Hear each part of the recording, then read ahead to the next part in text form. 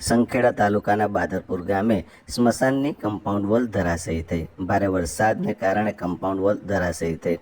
બાદરપુર ગામે સ્મશાન તરફ જવાનો જે રસ્તો છે એની આજુબાજુ મોટા કોતરો આવેલા છે। તાજેતરમાં જે ધોધમાર વરસાદ વરસ્યો હતો એ વરસાદને કારણે કોતરોમાં પાણી આવી ગયું હતું। કોતરોનું પાણી સીધું જ વહી અને આ કમ્પાઉન્ડ વોલ સાથે ભટકાયું હોવાને કારણે આ જે કમ્પાઉન્ડ વોલ છે એ ધરાશયી થઈ ગઈ હતી। અંદાજે 25 થી 30 મીટર જેટલી આ કમ્પાઉન્ડ વોલ ધરાશયી થઈ ગઈ છે। આ કમ્પાઉન્ડ વોલ ધરાશયી થઈ જવાને કારણે હાલમાં હવે આ જે સ્મશાન છે એના બંધારણ માટે નવી કમ્પાઉન્ડ વોલ બનાવવી પડે એવી સ્થિતિ સર્જાયેલી છે। ભારે વરસાદને કારણે પાણી આવી જતા આ કમ્પાઉન્ડ વોલ ધરાશયી થઈ હતી। આ અંગે ભૌમિક દેસાઈ સરપંચ બાદરપુરે શું જણાવ્યું તે સાંભળો। આપના વિસ્તારમાં જે ભારે વરસાદ થયો એમાં અમારા બાદરપુર ગામમાં જે કોતરા તરફથી જે નદી તરફ પાણી જાય છે ત્યાં અમારું સ્મશાન આવેલું છે।